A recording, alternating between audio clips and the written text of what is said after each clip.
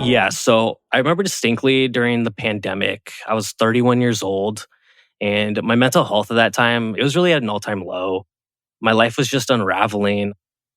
This is Blake. He lives in Long Beach, California. And a few years ago, he began to struggle with depression. I was broke. My car broke down. I remember running out of gas one day, and I was stuck on the side of the road, and I didn't even have enough money in my checking account to cover it because I had so much debt from getting taken advantage of in crypto and all of that. It was just one thing piling on top of another, and I was just having panic attacks like crazy. I wasn't sleeping for days on end. My girlfriend was terrified.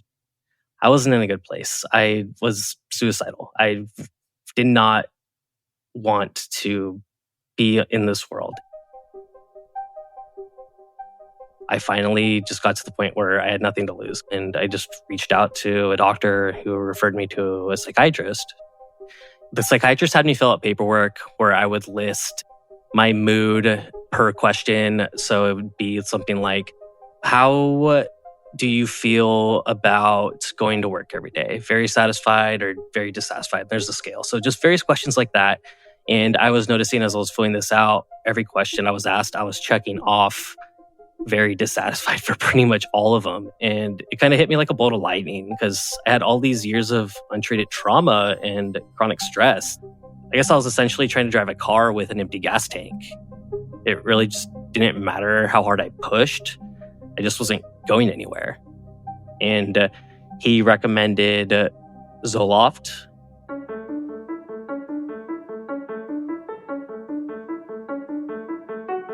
I'm Thomas Getz, and this is Drug Story. Today's drug story is about Zoloft, an antidepressant that's also known as sertraline. Sertraline is the most widely prescribed antidepressant in the United States. About 8 million Americans take it to manage their depression. If they're lucky, most of those 8 million people have an experience like Blake did. They take a survey, measure the problem, get a prescription. And once I started seeing those changes, it was like someone had turned on the lights in a dim room or something. I went from being weighed down by a constant state of fog and anxiety to waking up with more hope and excitement. Tasks that felt very difficult just became a lot more manageable, and they were even enjoyable. I had more confidence. I started having dreams again, like ambitions and these beliefs that I could actually achieve what I put my mind to instead of just always being pessimistic and thinking of, I'm not good enough to do this, I'm not good enough to do that. And just all these negative thoughts that would just consume my head were just starting to slowly dissipate. And so it's been really transformative.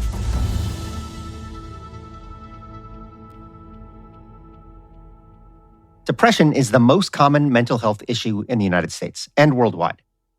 It's estimated that 1 of every 5 Americans struggles with their mental health. They may try therapy, they may try an app, but many of these people wind up taking medications to help them.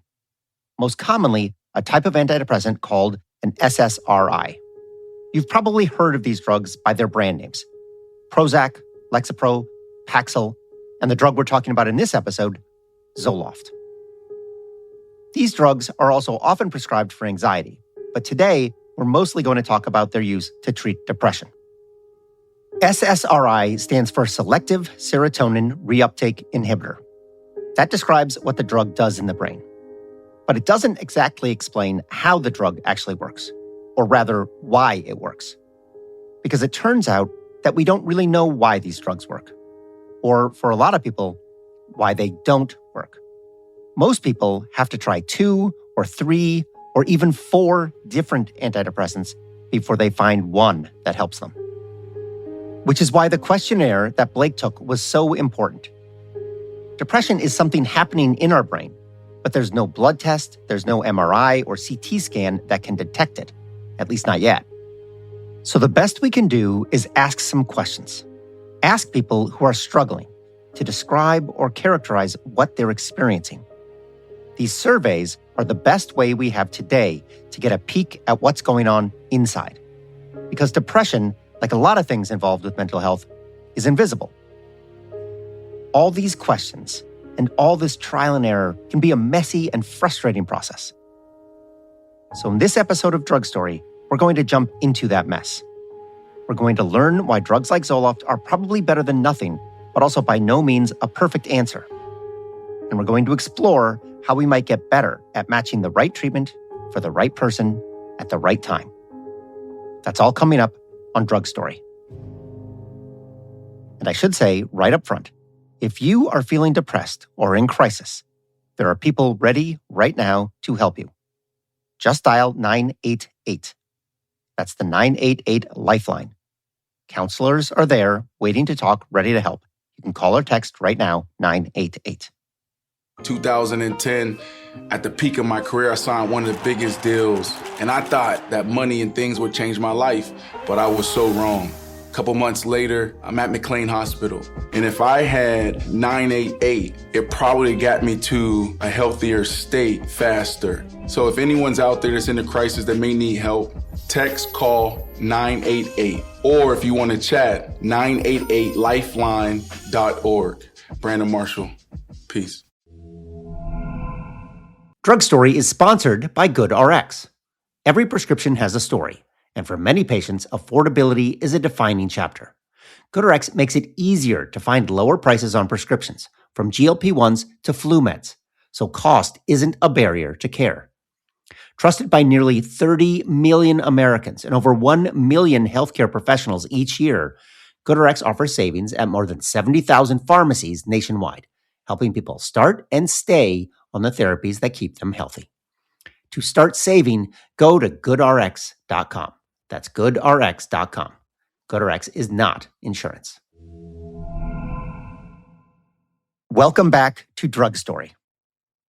Each episode has 3 parts: the diagnosis, the prescription, and side effects. This is part 1, the diagnosis, where we look at the disease behind the drug and how that condition emerged in modern days. In this episode, we're talking about depression, or what is known today clinically as major depressive disorder, or MDD. Depression goes back as far as humanity itself. It has had many names over the centuries, often known as melancholy, a word that comes from the Greek word for black bile.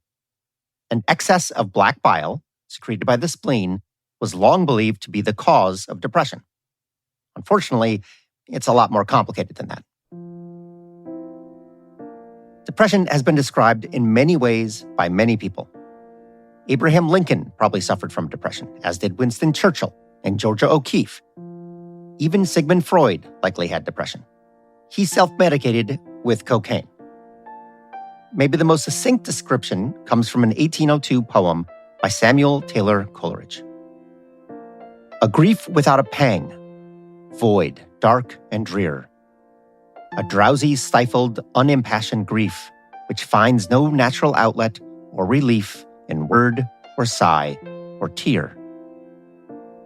The phrase a depression of spirit emerged in the 18th century, and by the mid-19th century, the word depression was being used to describe a state of diminished emotional or mental capacity. In the 20th century, as psychoanalysis and psychiatry emerged, depression began to be recognized as a true psychiatric condition, a disorder. But even as depression was recognized as a distinct problem, it was still very hard to understand what was going on, and still very little to be done about it. Like so much of mental illness, depression has also carried a lot of stigma. Sigmund Freud considered depression the result of guilt and self-loathing. It was, as the cliche goes, all in the head. That myth meant there has been a lot of shame and embarrassment and fear surrounding depression. So much so that for decades, for centuries, many people took pains to hide their struggles from others. In certain societies and in certain times, it could in fact be very dangerous to be depressed, with the threat of ostracization or institutionalization or worse. But in the 1930s, a more clinical, more medical understanding of mental health started to emerge, with the idea that depression and other forms of mental illness, like paranoia or schizophrenia, they could be measured and diagnosed. But there was no blood test, no x-ray that could peer inside someone's head and discern what was going on. So the only alternative was to ask. The first effective questionnaire for depression was the Minnesota Multiphasic Personality Inventory, or MMPI. This was first published in 1943. The test was developed by two scientists at the University of Minnesota, Stark Hathaway and J.C. McKinley. These were two serious, meticulous researchers. The MMPI was their attempt to systematize various forms of mental illness. They crafted a process to map out personalities and states of mental health. The MMPI wasn't a questionnaire per se. It was a series of 504 statements that someone would answer, true or false. The statements were mostly benign. I wake up fresh and rested most mornings. I think I would like the work of a librarian. There seems to be a lump in my throat much of the time. My table manners are not quite as good at home as when I'm out in company. But some of the statements hinted at something darker. I brood a great deal. Often I can't understand why I have been so cross and grouchy. I cry easily. I believe I'm being plotted against. Hathaway and McKinley gave the test to hundreds of visitors at the University of Minnesota Hospital, where they both worked. They called these the Minnesota Normals. Everyday Minnesotans, often farmers or laborers of Scandinavian or German heritage, almost all white. Their answers would create a yardstick for what was considered normal or healthy. They also gave the test to patients at the hospital with known mental health issues: paranoia, depression, hysteria. Yes, in those days, there was something called hysteria. It's been debunked now. Hathaway and McKinley matched the way these patients answered the MMPI questions with their diagnosis, so that these test takers created patterns that mapped to certain personality types and mental states. The test was fairly routine, but it took a long time to answer all 504 questions, at least an hour or two. In the end, all those questions created a lot of data that seemed to open the door to what was going on inside. The magic of the MMPI was not in any one of those true-false statements, but in their combination, and how different answers revealed different personality types. Different scores could reveal not only a condition, but also its severity. Very quickly, the MMPI became the most widely used tool for diagnosing mental health, including depression. The U.S. Army soon adopted it as a way to screen draftees by personality and aptitude. The Catholic Church gave it to new seminarians to make sure they were fit for the priesthood. Airlines gave it to pilot applicants. Police and fire departments asked recruits to take the test. And psychiatrists and psychologists used the MMPI as a standard part of patient intake. Within a few years, it was translated into Spanish, French, Canadian French, Chinese, and Japanese. The MMPI has been revised several times, but it is still used today. Now that depression could be measured, it could also be diagnosed. And it turned out that a good many people were depressed. In 1950, somewhere about 5% of Americans qualified as having depression. That number would grow over time. The condition became better understood, and more people seemed to feel depressed, perhaps in part as a result of this modern life. Today, depression is often called a disease of civilization or a disease of modernity. It's one of a handful of conditions like anxiety or obesity or type 2 diabetes that modern life just seems to make worse. Lack of sleep, poor eating habits, social isolation, lack of exercise, lack of purpose, each of these have been associated with higher rates of depression. And each of these problems has become widespread in modern America and have all increased in recent decades. Indeed, a review of MMPI results from the development of the test in 1938 to 2007 showed a 6-fold increase in people scoring as depressed. But even if the MMPI made it easier to see depression, there was still the matter of how to treat it. In those early days of the 1940s and 50s, there just wasn't a lot that medicine could do for people with depression.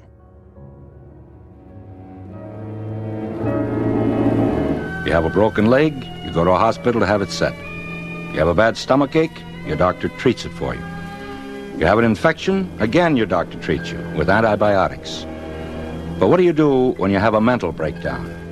Or you're on the verge of a mental breakdown? Hold on now, wait a minute. How many people have mental breakdowns? 1 person in every 4 families is a possibility for a mental breakdown. How many people you figure in a family? 4 people. And you mean 1 person in every 16? That's right. 1 person in every 16.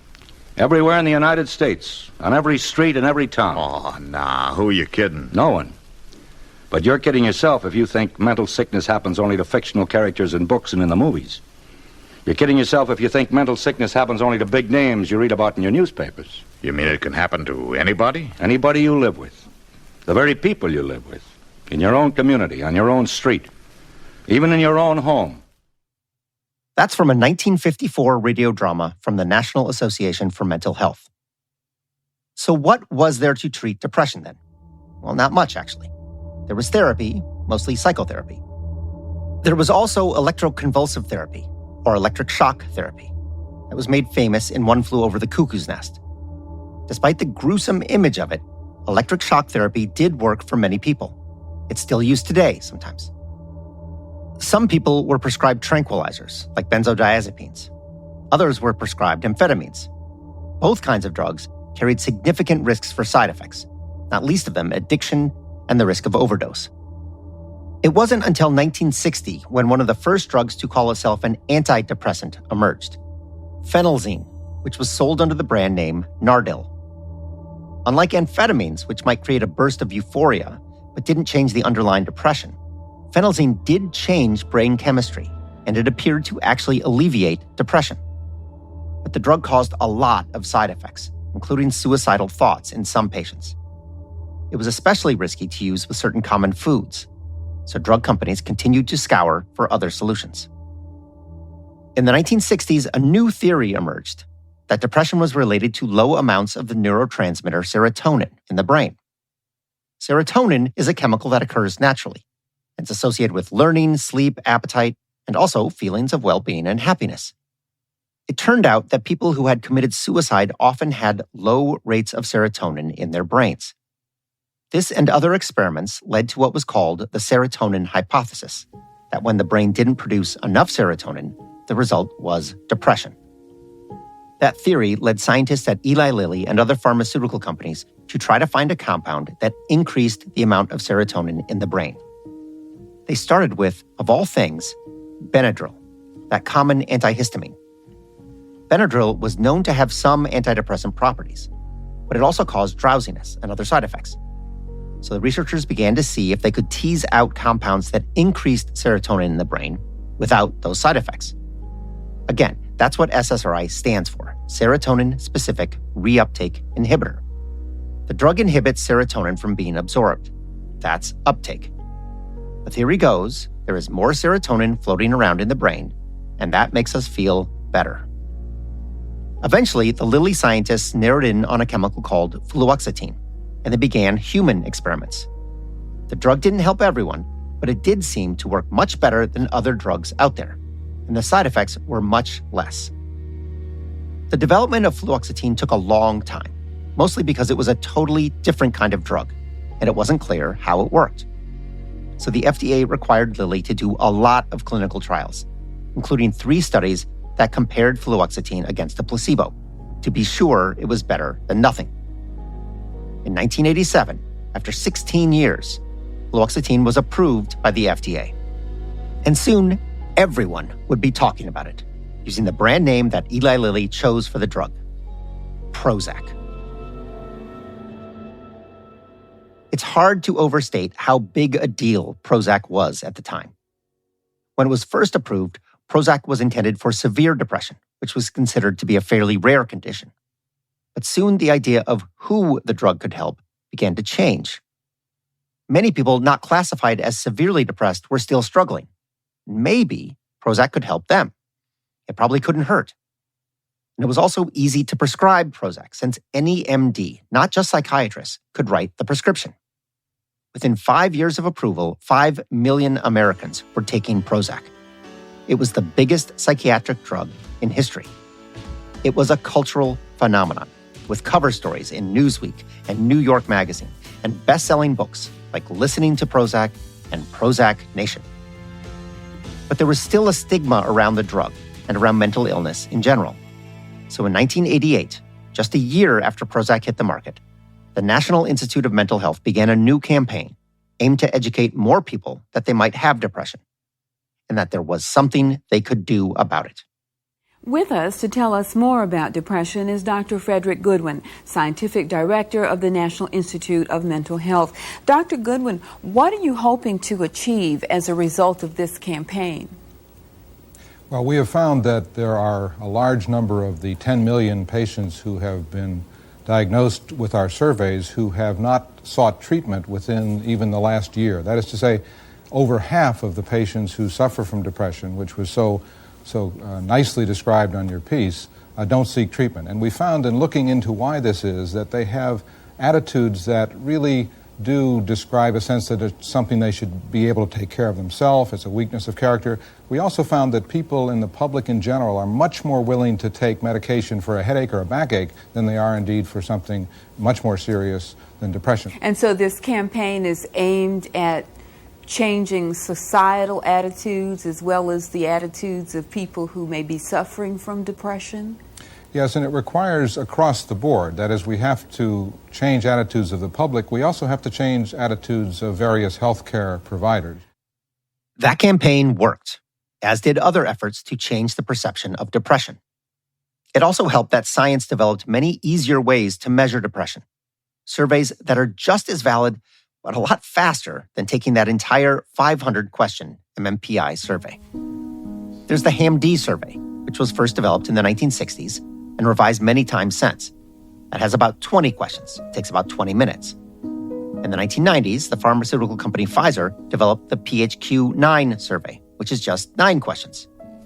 There's even a 2-question test, the PHQ-2, that does a pretty good job measuring depression. The PHQ-2 asks just 2 things. Over the last 2 weeks, how often have you been bothered by any of the following problems? 1, little interest or pleasure in doing things. And 2, feeling down, depressed, or hopeless. That first question measures something called anhedonia, which is defined as the inability to experience pleasure or joy. All of these things made it a lot easier to tell if something was wrong, and the new drug made it easier to do something about it. In the 10 years after Prozac came on the market, the number of Americans being treated for depression tripled. That's not because there were 3 times as many depressed people. It's probably more that people came out of the shadows and asked for help. And then, as often happens after a big breakthrough drug appears, more SSRIs were approved by the FDA and were available for a prescription. There was citalopram, known as Celexa, and sertraline, known as Zoloft. The SSRI revolution was a whole new paradigm for treating depression. In 1998, more than 100 million prescriptions were written for antidepressants in the United States.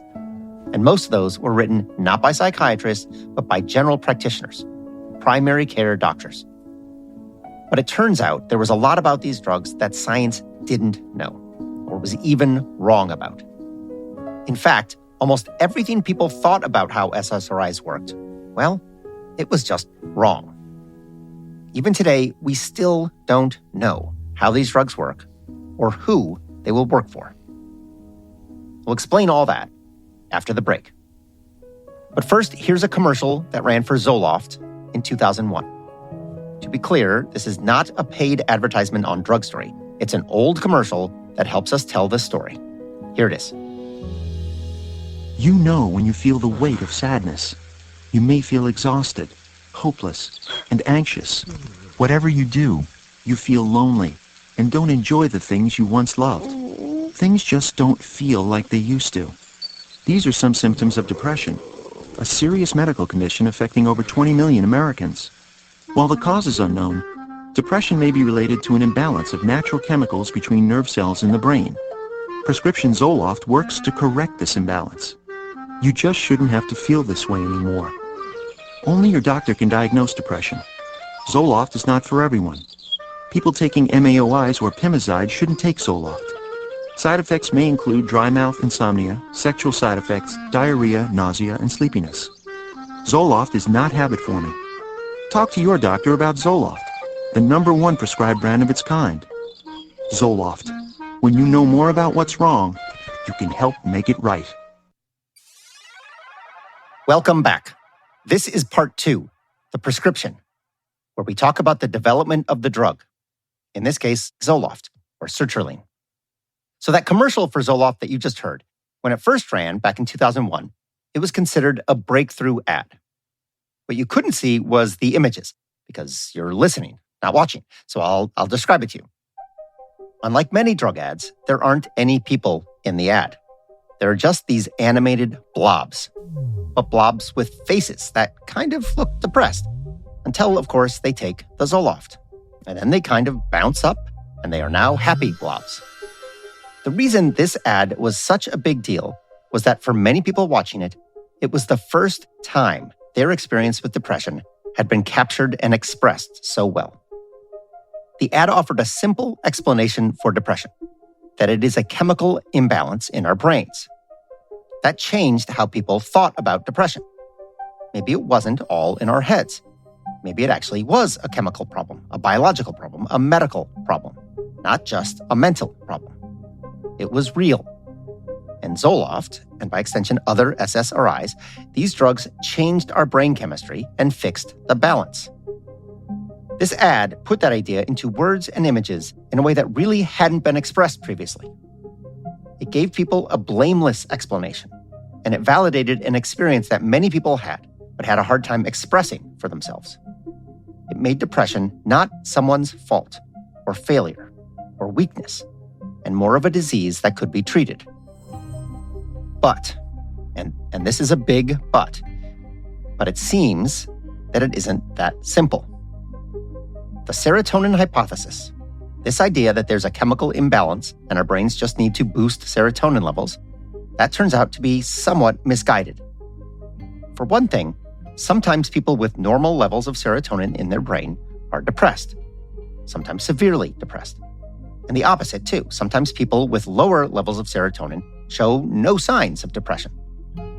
For another thing, SSRIs don't even work that way. Yes, they boost serotonin levels in the brain. That is measurable, and it happens pretty much right away when you start an SSRI like Prozac or Zoloft. But that doesn't mean you get better right away. In fact, people taking these drugs don't feel the positive effects for several weeks, sometimes even a month or 2.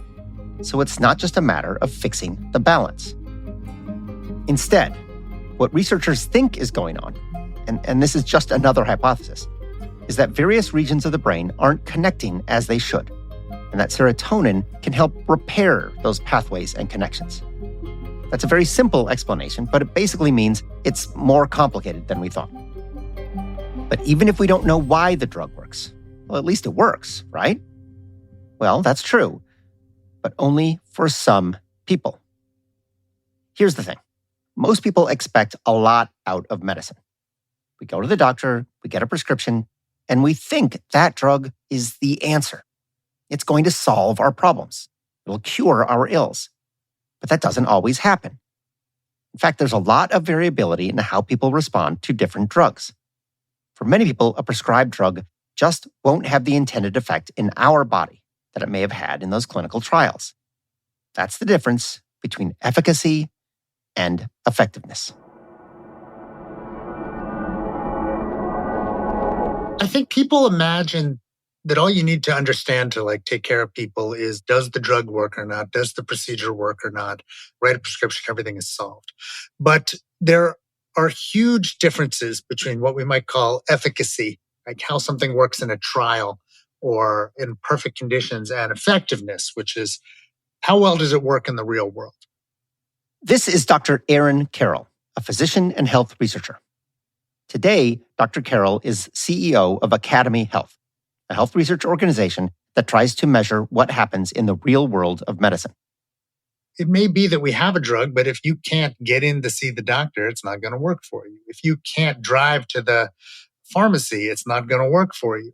If you can't manage your life in such a way that you can take it on time and regularly, it's not going to work for you. If it costs too much, it's not going to. All of these things come into play and are probably as important, if not more important, than so much of the things that we consider healthcare, but they don't get talked about all the time and they don't get studied. Dr. Carroll is really good at explaining complicated things in medicine. And what we know and don't know about depression and antidepressants is very complicated, which to me makes it fascinating. Again, what's going on in there? One of the reasons I wanted to talk with Dr. Carroll was because a few years ago, in 2018, he wrote a column in the New York Times about the fuzzy evidence around SSRIs like sertraline and how there were concerns around whether they really did work better than a placebo. Did an SSRI help people more than a sugar pill, a fake pill? The evidence is, well, unclear. It's complicated. And then he wrote about them again, more recently, in 2023, when he shared his own personal experience, again, in the New York Times. This is one of those very strange situations where even I think what I wrote in 2018 and my personal experience have been very different. So if you captured Aaron in 2018 and brought him back, I think I would have said, like, look, there really is not a lot of great evidence that say that SSRIs work and work incredibly well for the vast majority of people.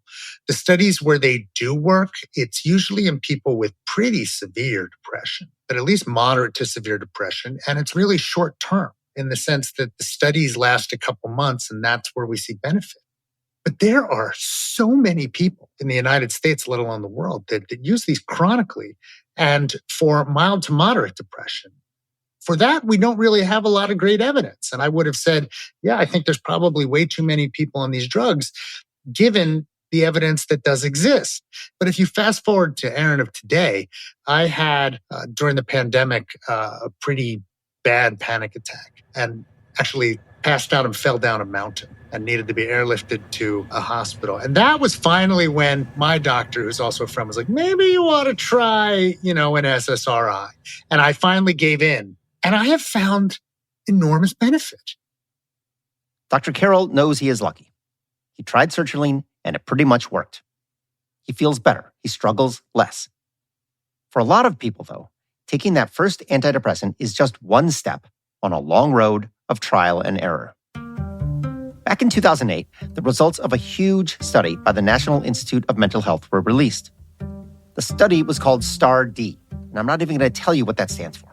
Okay, actually I will. Sequenced Treatment Alternatives to Relieve Depression. The STAR-D trial was an attempt to grapple with this annoying fact about antidepressants like Zoloft. They didn't work as well in the real world as they did in clinical trials. So the STAR-D experiment tried to imitate the real world, the trial and error of finding a drug that actually works for someone. Here's how it worked. They recruited 3,000 people with clinical depression. They were not taking a drug. Then they randomly started different groups of patients on different antidepressants.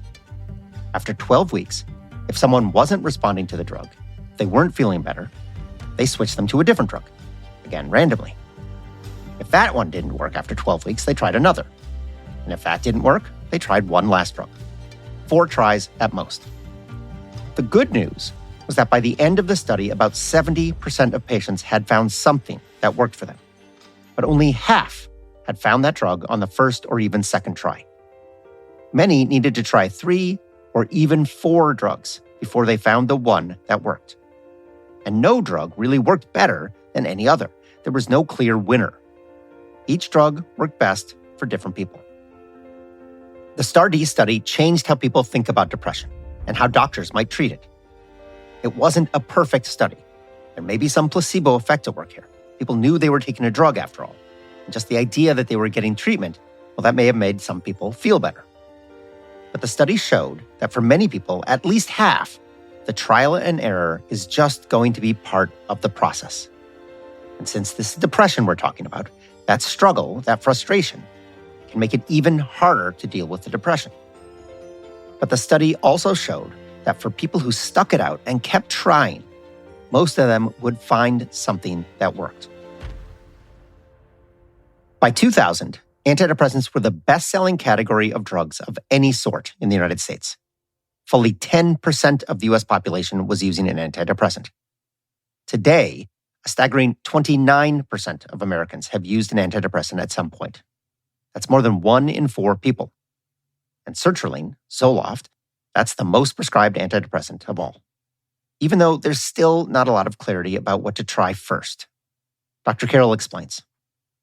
When there are many, many options, who knows? It's really dependent on what your doctor was trained, what they're thinking, perhaps what you're thinking, what insurance will cover. And so it's not thoughtful in the sense of like, let's figure out the best thing for this person. It's a mixture of external constraints put on you by the healthcare system and personal preference, usually of the person prescribing it, that just are basically rolling dice. Coming up, we look at how we could get better about knowing what works for whom. And we dig into the brave new world of treating depression. But first, here's another commercial from the vaults. This one, a 2009 ad for a drug that's not an SSRI. It's called Abilify. I'm taking an antidepressant, but it feels like I need some more help. Approximately 2 out of 3 people being treated for depression still have unresolved symptoms. If your antidepressant alone isn't enough, talk to your doctor. One option he may consider is adding Abilify. Abilify is approved to treat depression in adults when added to an antidepressant. Learn more about Abilify. Call your doctor if your depression worsens. Welcome back to Drug Story. This is part 3, side effects. So, we've learned how depression is everywhere and how SSRIs can be life changers for some and a struggle for others. And we've learned that the experiments that convinced the FDA to approve SSRIs in the 1980s and 1990s, randomized clinical trials, well, they didn't reflect real-life circumstances where things can get a lot more messy. Sometimes, as that ad for Abilify makes clear, SSRIs didn't work as they were supposed to. But here we are. Today, many, many people are taking antidepressants, more than 13% of American adults. Nearly 20% of adult women are taking an antidepressant. That's according to a survey from the CDC, the Centers for Disease Control and Prevention. That is a lot of people, more than 33 million Americans, in fact. Which raises a question. What are the side effects, the consequences of diagnosing so many people with depression and then giving them drugs that kind of sort of work for some people, but not everyone?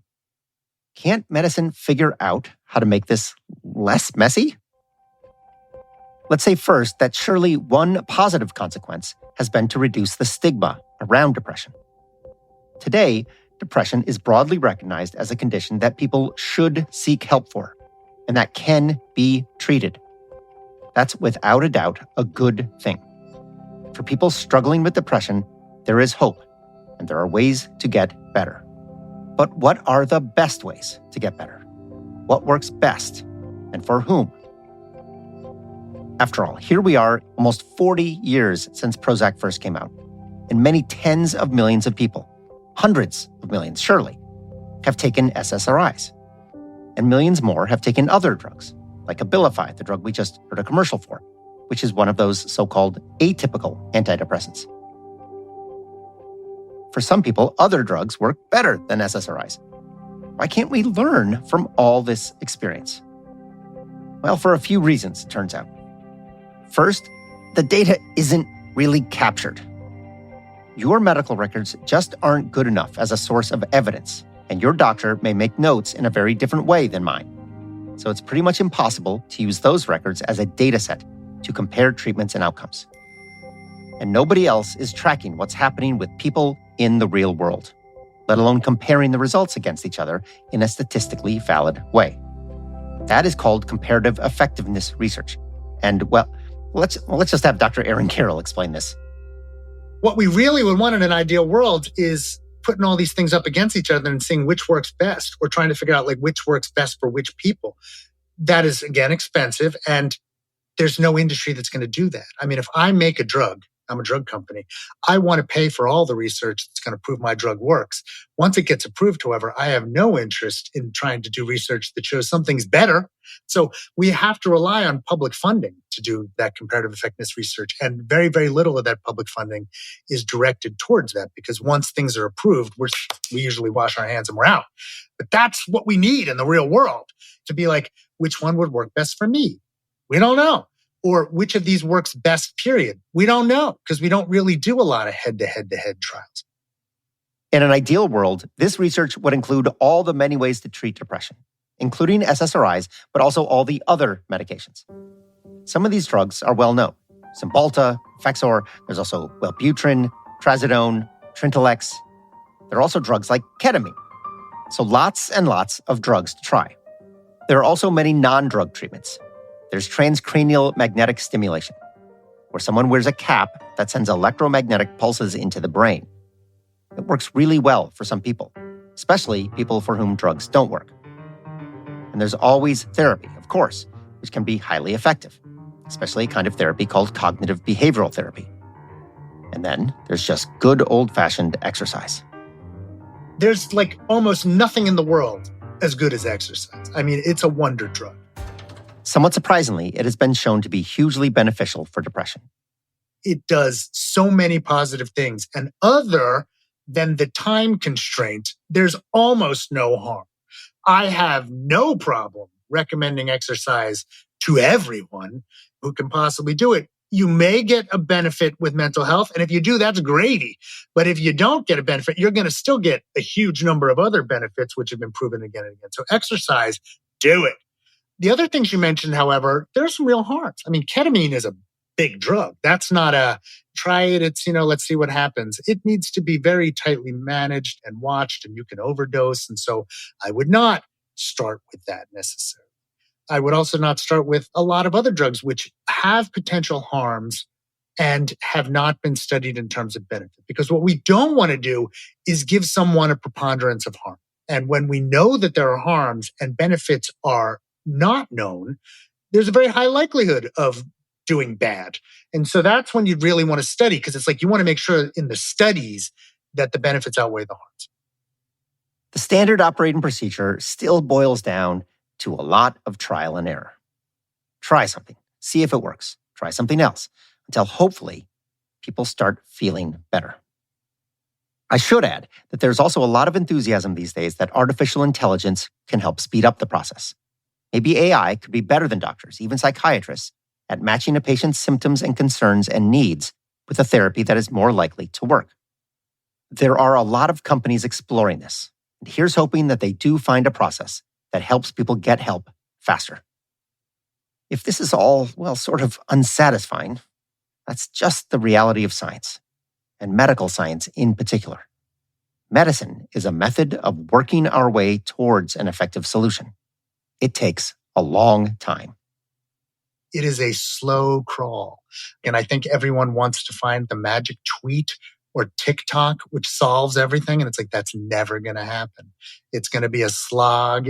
Getting to truth is just like a slow, we take wrong turns and we got to come back. Every time I heard someone say follow the science, a little part of me died.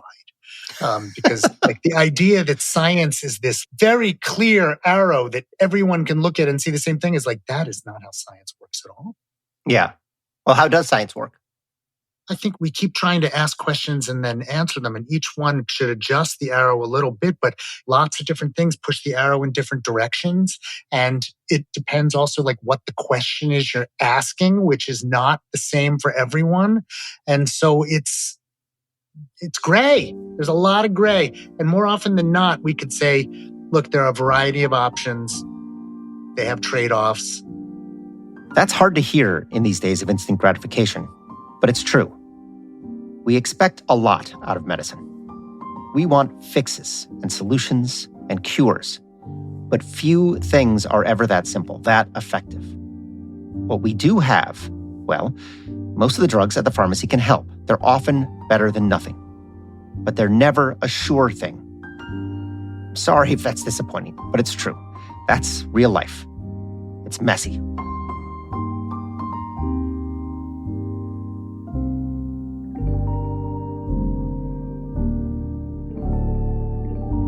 That's it for today's Drug Story. For an annotated list of our sources for this episode, visit drugstory.co. Drug Story was created, written, and hosted by me, Thomas Getz. Molly Warner is our research director. From Reasonable Volume, Rachel Swaby produced and sound designed this episode, with assistance from Audrey No. Elise Hugh was the editor. Mark Bush is our engineer. Drug Story was produced with support from the University of California, Berkeley School of Public Health. Special thanks to Claudia Williams and Michael Liu. Thanks also to Dr. Erin Carroll at Academy Health and Blake Matthew, who has a great YouTube channel. The channel is called It's Blake Matthew. Drug Story is an independent production. If you'd like to support our work, contact us at drugstory.co. You can also subscribe to our Substack there and be notified when new episodes come out. And if you liked this episode, help us spread the word. Rate us on Apple or Spotify. There are so many drug stories to tell. Moxifloxacin, pancuronium, xylometaxylene. Come on, you want to hear about these things. Next up on Drug Story, a look at the phenomenal rise of testosterone replacement therapy, with millions of men proudly taking hormones. Is TRT the cure to low T and all else that ails the American male? We shall see. Thank you for listening. Listening to this episode of Drug Story may increase your desire to take a 500-question survey, cause wistful nostalgia about the 1990s, and deepen your appreciation for medical research organizations like Academy Health. We advise you to get lots of exercise, step out of the house more often, and get a dog.